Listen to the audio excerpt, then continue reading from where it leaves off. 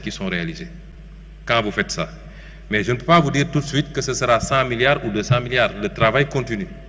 C'est toutes les mesures sur ce plan-là. Mais j'ai pu vous assurer que toute charge non indispensable, superfétatoire, redondante, sera supprimée de l'administration.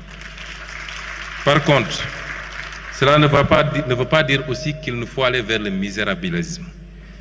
L'administration a besoin de moyens pour travailler et faire des résultats. Maintenant, nous n'avons pas dit que nous allons... Les mesures d'accompagnement, oui, mais nous n'en sommes pas encore là parce que nous ne sommes pas dans l'optique de tout de suite et maintenant de réduire des emplois. Et il y a un travail qui sera fait d'accompagnement dans les fusions, dans les suppressions de services.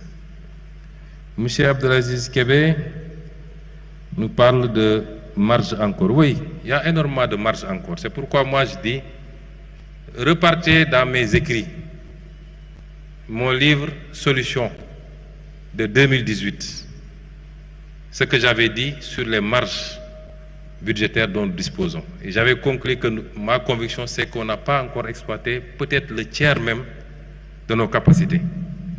Vous avez parlé des dépenses fiscales.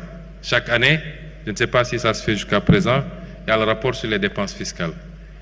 Nous allons y travailler. Les exonérations, regardez les renégociations dans le domaine des cimenteries par exemple.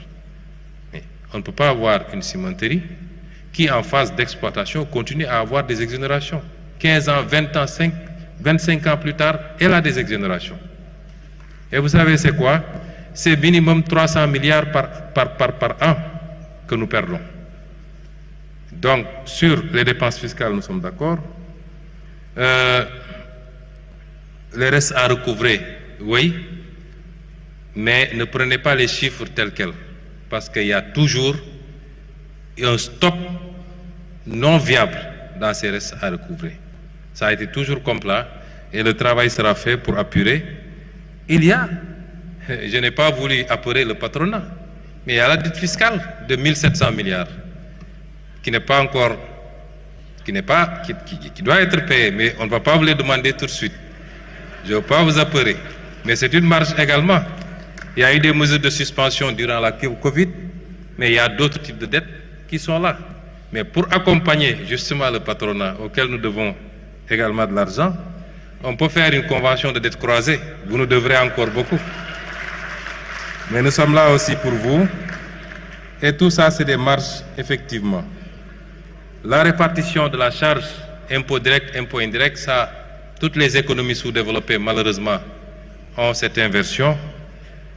Dans les économies développées, c'est le contraire. Évidemment, nous allons travailler à remonter cette pente-là et revenir à des équilibres plus acceptables. Les questions de transfert du recoupement et autres, je laisserai au ministère des Finances le soin de voir les meilleurs schémas. Douane ou trésor ou impôts, ils verront. La réforme de la fiscalité locale, c'est un chantier avec le ministère de l'Urbanisme et le ministère des Finances. Dans le cadre de l'acte 4 de la décentralisation, corrélé au pôle de développement, nous sommes en train d'y travailler. Mais si vous repartez dans nos écrits également, j'avais coproduit un ouvrage avec l'actuel ministre de l'Urbanisme sur notre vision relativement à la décentralisation, c'est de régler définitivement la viabilité financière des collectivités territoriales. Nous sommes l'un des pays qui a le taux de transfert le plus faible. Comparé même au Mali qui a 12%, au Maroc qui a 20%, nous on est encore à moins de 5%. Il faut relever substantiellement ce taux à travers les transferts, mais à travers également l'accroissement de la fiscalité locale. Et ça, c'est doctrinaire chez nous, nous allons continuer à y travailler.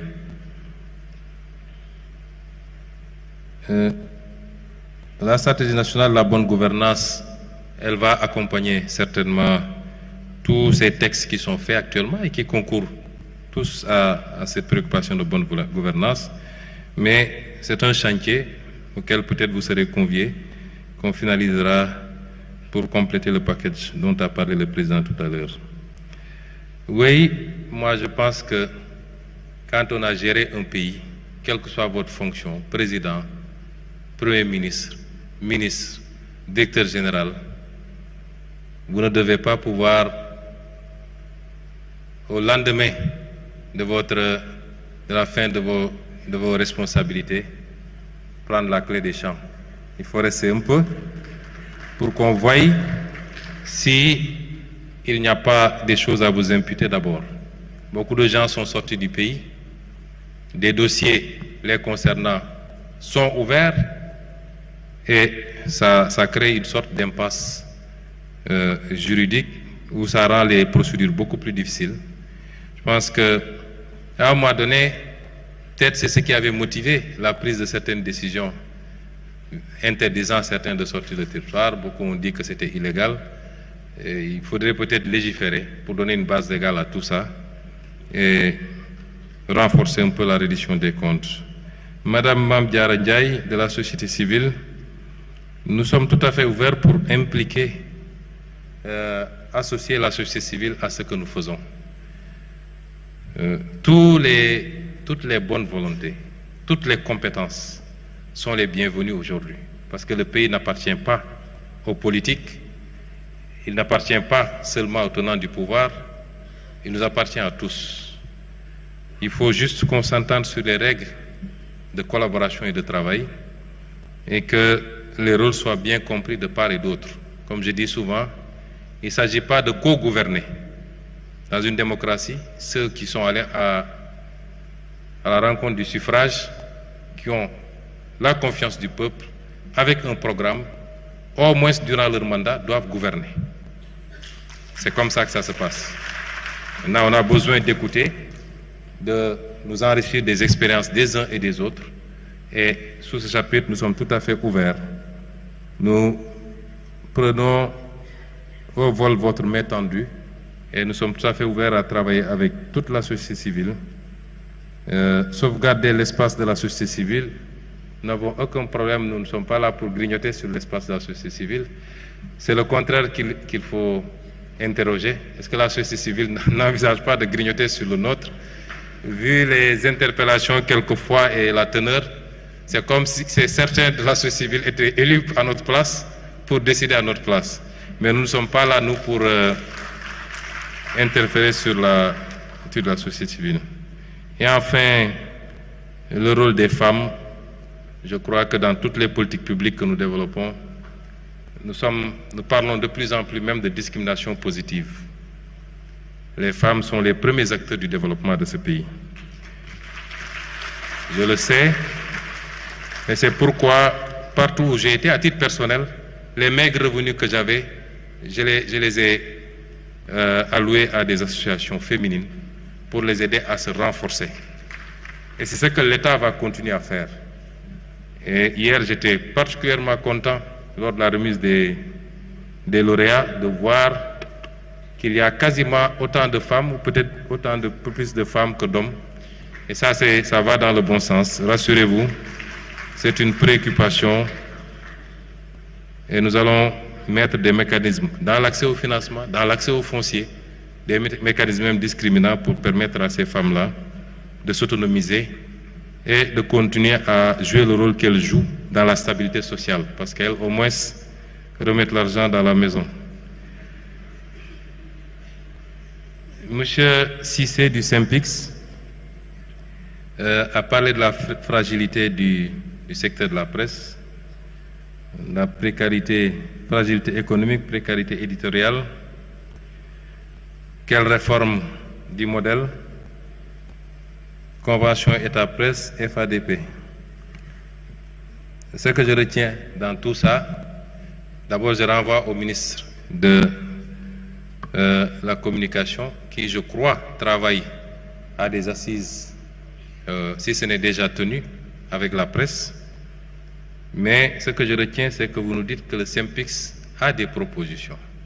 Nous attendons ces propositions avec impatience, nous les examinerons et nous considérons que la presse est un acteur comme beaucoup d'autres acteurs, ni plus ni moins. La presse peut avoir une tribune que d'autres n'ont pas, que les agriculteurs n'ont pas, que les éleveurs n'ont pas, que les pêcheurs n'ont pas. Ça n'en fait pas un acteur plus important que ces autres acteurs. Et elle peut avoir un traitement privilégié parce qu'elle peut bénéficier de subventions que d'autres secteurs n'ont pas. Il n'y a pas de subventions sur le transport, il n'y a pas de subventions sur beaucoup d'autres secteurs. Il nous faut aujourd'hui travailler à un modèle qui permette à tous les acteurs